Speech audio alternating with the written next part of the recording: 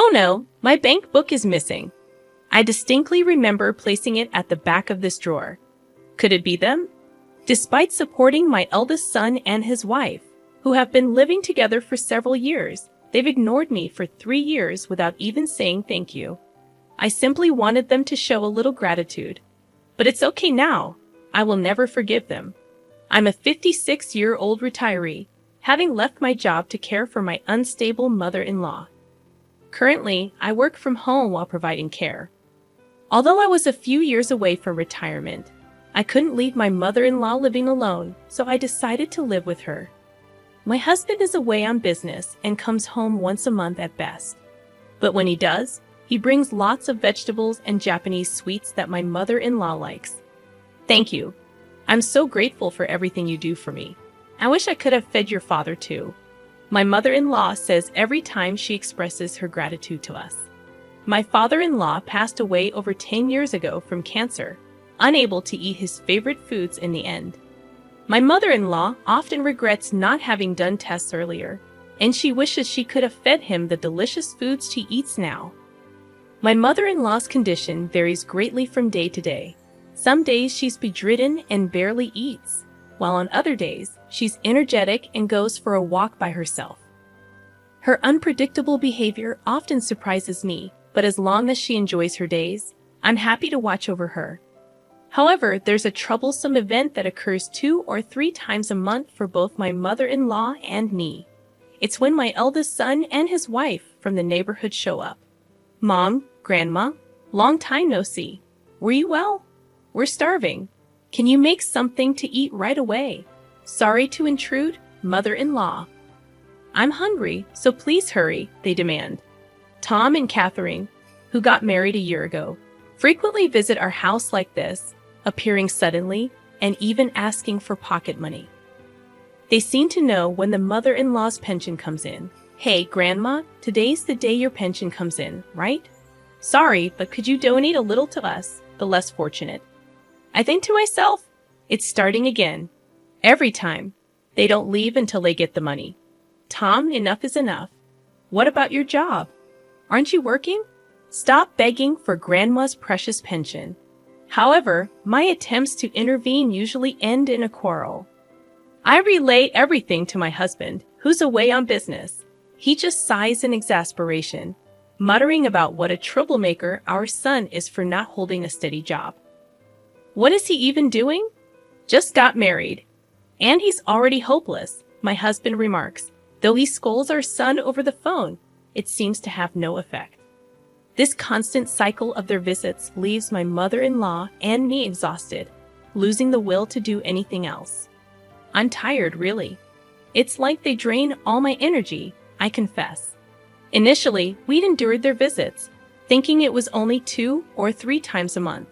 But their frequency increased, adding to our stress. Then, in the middle of a weekday, my son suddenly arrived home. I got fired from my job, and for a while, I want to live here, he announced. He had been repeatedly absent without leave, even losing a USB containing important company data. Initially facing a pay cut, he ended up fighting with his boss and getting fired. Despite being clearly at fault, he seemed unrepentant. Seriously, none of them even do their jobs properly and act all high and mighty. That's why I hate people who act like they're elite, my son grumbled. He declared his intention to move in next week, dismissing our concerns about his grandmother's health. Despite my attempts to refuse, he remained stubborn, insisting that his decision was final. Faced with his determination, I couldn't help but sigh. If my husband were here, he would sternly scold them and send them away, but I can't stand up to them alone. Hey, Emily, is Tom moving in here? If so, should I go to a facility? I'll be in the way. And those kids aren't even working, my mother-in-law fretted. Don't worry about such things, mother-in-law. I'll make sure Tom gets a job, and he'll be leaving soon, I reassured her. I feel terribly sorry for making my elderly mother-in-law worry like this. We doted on our only son, but we never intended to raise him to be so unreasonable. The son I knew was kind and considerate, but he clearly changed after meeting his wife, Catherine. To ease my mother-in-law's worries, I offer her assurance. I reassured my mother-in-law, "You don't have to worry about anything. I intend to take good care of you." I repeated my explanation several times, and gradually the tension on her face eased. However, the day my son and his wife moved in arrived sooner than expected. Despite having separate bedrooms, we rearranged the rooms to share one, as my mother-in-law felt insecure being alone. Her desire to share a room highlighted her anxiety. Unfortunately, their behavior from the first day was appalling. "Hey, Mom, we're planning to use the entire second floor for our room. That's okay, right? From today, the second floor bathroom is ours only. You guys don't come upstairs, okay? We're still technically newlyweds, and we don't want unnecessary people coming and going, so please understand," my son announced. They even moved all the stuff from my workroom to the hallway on the same day, leaving me speechless. It became clear that if I stayed silent, they would continue to do and say whatever they wanted. My son added, "Mom, the mortgage on this house is still ongoing, right? I don't plan to pay rent until I find a job, nor do I intend to pay for groceries or utilities. So take care of it." Feeling increasingly irritated, I reluctantly responded, "Ah, I see." From then on, I was ignored by my son and his wife. A week passed since they moved in, and there were no signs of my son job hunting. His wife left dirty dishes unwashed, neglected laundry, and they freely used our car without asking, leaving it full of trash and low on gas without refueling. Overwhelmed with responsibilities, my mother-in-law, who should be relaxing, ended up helping with the housework. Realizing this was wrong, I confronted my son. "Tom, are you even job hunting? You can't just stay at home all the time. Do something, at least clean up your dishes." However, he continued to ignore me. Complaining to his wife, he said, "Lately, I've been hearing these hallucinations. Just now, I heard something about job hunting or whatever. We have a place to live and food to eat, so why work? Stupid." They laughed about it, referring to my mother-in-law and me as hallucinations and ghosts. Despite our frustration, my mother-in-law and I decided to let them be for a bit longer, believing our chance for payback would come eventually. We constantly talked about them when they weren't around, discussing our options to get them out of the house and make them regret their actions. Sharing a bedroom, we spent the entire day excitedly discussing our plan in this challenging situation. I might have succumbed to depression if I were facing this alone, but being together makes it feel like we can get through it. Almost 3 years have passed since they moved in, and it's been 3 years since they started ignoring us. Perhaps they think we're ghosts. True, they haven't paid a penny for rent or living expenses. Their savings must be running out soon, right? Indeed, they might be covering their cell phone bills and dining out. But I've heard they're estranged from Catherine's parents, so financial help seems unlikely. They may ignore us now, but surely they'll come to us for help once they run out of money. We've decided that's when we'll take our revenge. It was 2 weeks after that conversation, when we were busy preparing for my mother-in-law's clinic visit. I noticed my son acting fidgety since morning, not seeming hungry but searching for something. Knowing he would ignore me if I spoke, I pretended not to notice and left for the hospital. Upon returning home, I discovered my son and his wife were gone, and my bank book was missing. Thinking the worst, I went to check my bedroom. Oh no, my bank book is missing. I'm sure I put it in the back of this drawer. Could it be them? I thought. It was too much, even criminal. My mother-in-law came and asked, "Emily, what's wrong? You look pale. Did something happen?" So, I told her that Tom and Catherine stole my bank book. They took the bank book that was kept here. The house mortgage is $2,000 a month, and on top of that, I've been supporting my son and his wife who haven't paid a penny. This is the result. I didn't expect them to say thank you, but I at least wanted them to show some gratitude. But it's okay now. I will never forgive them. Despite the theft, according to my online banking, no money had been withdrawn from the account yet. I rushed to the bank to close the account. They were mistaken if they thought they could withdraw cash with just the bank book, without knowing the PIN and without the seal. The more I thought about it, the angrier I became at my son and his wife. I informed my husband about the stolen bank book, and he said, "It's over. We can disown them for all I care." My mother-in-law suggested reporting to the police, but we decided to leave the house as quickly as possible, making it our last resort. I couldn't let them run wild anymore and refused to be taken advantage of. Despite feeling sorry for the sudden upheaval, we chose to stay at a hot spring inn until the problem was resolved. "Mother-in-law, I'm sorry. I'll work on resolving this issue quickly, so please bear with it here for a while. Don't worry about me. Besides, I'm happy to stay at such a luxurious inn." At that moment, I resolved that once this problem was settled, I would definitely find a comfortable new home for my mother-in-law. A few days later, after completing various procedures, I finally had a moment to relax. Then, unexpectedly, I received a call much sooner than I had anticipated, and of course, the caller was my son.